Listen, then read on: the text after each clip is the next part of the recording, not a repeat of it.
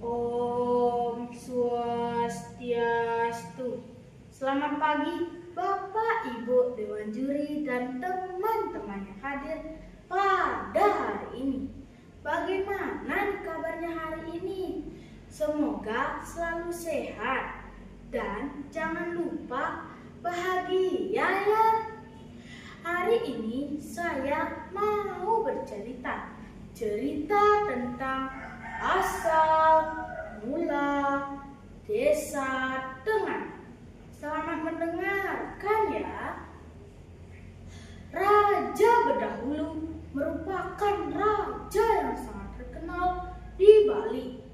Beliau memiliki seekor kuda yang bernama Onces Sarawak.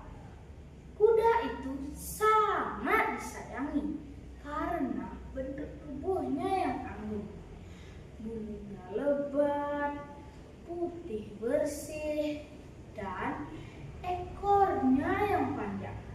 Diceritakan pada suatu malam, kuda itu menghilang dari kandangnya. Pengawal istana baru mengetahuinya keesokan hari. Dengan penuh rasa sedih dan penuh ketakutan, ia memberanikan diri menghadap sang raja. Maaf Raja, kuda baginda telah menghilang. Hamba sudah mencarinya ke sekeliling istana, namun hamba tidak menemukannya. Apa? Bagaimana bisa? Cepat cari kuda itu sekarang! Raja pun memerintahkan para prajuritnya untuk mencari kuda itu. Namun, kuda itu tidak ditemukan. Dengan penuh rasa sedih, Raja memerintahkan untuk mencari kuda itu sekali lagi. Kuperintahkan kepada seluruh rakyatku agar membantu mencari kudaku yang hilang. Jika seseorang menemukan kudaku dalam keadaan hidup, akan kuangkat dia menjadi wakil menteriku. Jika seseorang menemukan kudaku dalam keadaan mati, akan kuberi dia tanah sebatas bau bangkai kuda yang masih dapat tercium. Titah sang raja. Rakyat pun beramai-ramai mencari kuda itu. Ada yang mencari ke barat, ke timur, ke utara, dan selatan. Berbulan-bulan mereka mencari, namun sia-sia. Lama-kelamaan terdengar berita dari seorang penduduk yang mencari ke arah timur. Seorang penduduk bernama Tunjung Biru. Ia berasal dari desa Penetes dan menemukan kuda itu dalam keadaan mati.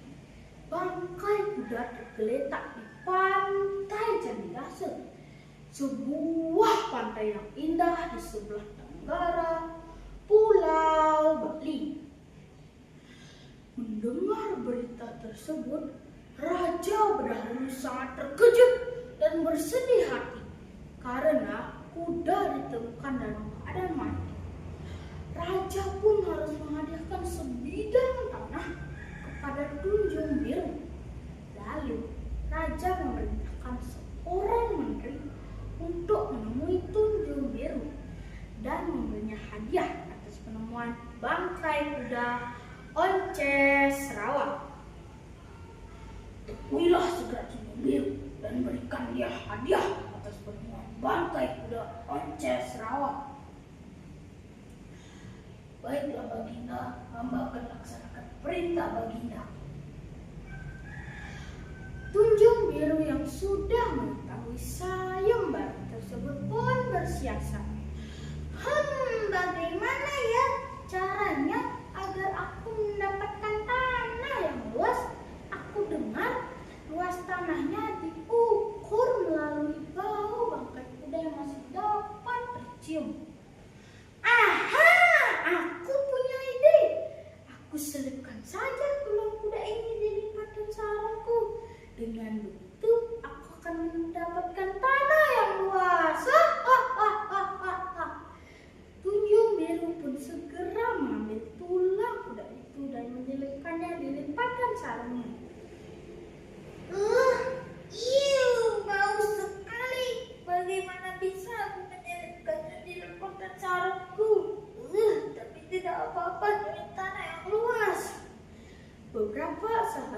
kemudian datanglah menteri, utusan sang raja. Dari tempat ditemukannya bangkai kuda, menteri dan Tunjung Biru berjalan bersama-sama. Mereka menghitung langkah demi langkah. Namun, bau bangkai kuda itu masih tetap dapat tercium. Karena sang menteri kelelahan, akhirnya mereka pun berhenti di puncak bukit. Tunjung Biru, beruntung sekali kau mendapatkan tanah yang luas. Ambillah semua tanah ini, dari bukit yang melengkung sampai ke pantai Candidasa, ucap sang menteri.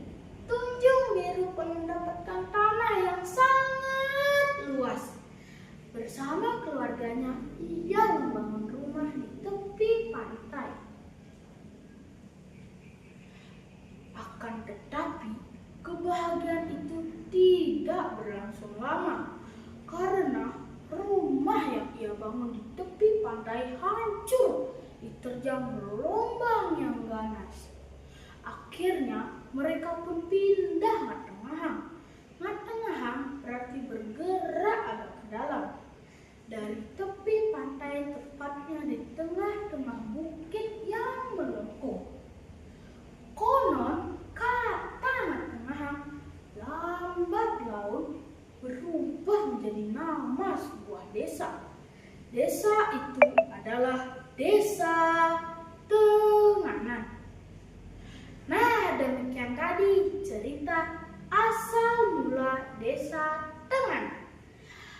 Amanat yang bisa kita petik dari cerita tersebut adalah kita tidak boleh pamrih dan harus ikhlas membantu seseorang, dan juga kita tidak boleh tamak. Terima kasih atas perhatian Bapak, Ibu, Dewan Juri, dan teman-teman semuanya. Sampai jumpa di lain hari dan juga dengan cerita yang berbeda. Om Santi Santi Santi Om.